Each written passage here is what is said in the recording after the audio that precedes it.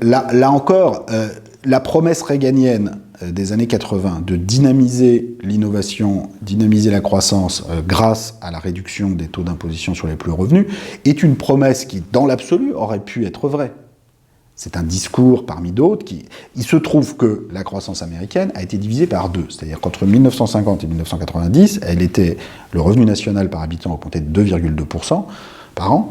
Entre 1990 et 2020, après les réformes Reagan de la fin des années 80, elle est passée à 1,1% par an sur 30 ans. Donc on compare une période de 40 ans, une période de 30 ans. Donc dans les deux, il y a des crises économiques, il y a des choses, mais sur 30 ans, 40 ans, quand on a une croissance qui est divisée par deux, quelle est la théorie de ceux qui croient dans la thèse réganienne-là? C'est que la croissance s'apprêtait à être divisée par 3 ou 4 et qu'on a limité les dégâts en la divisant que par 2 grâce à cette politique.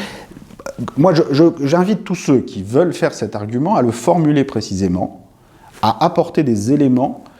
Je pense que c'est très difficile de tenir cette thèse sur la base des éléments dont on dispose. Et c'est d'ailleurs pour ça qu'aujourd'hui, Trump n'est pas exactement Reagan dans le discours. C'est-à-dire qu'il est obligé de compléter la promesse de prospérité par une promesse de sécurité identitaire. C'est-à-dire qu'il y a un nouveau discours qui est de dire « Ah, il y a un autre truc, c'est que les méchants Mexicains, les méchants Chinois, le reste du monde veut voler l'Amérique blanche du fruit de son travail, et c'est seulement en se battant contre eux que...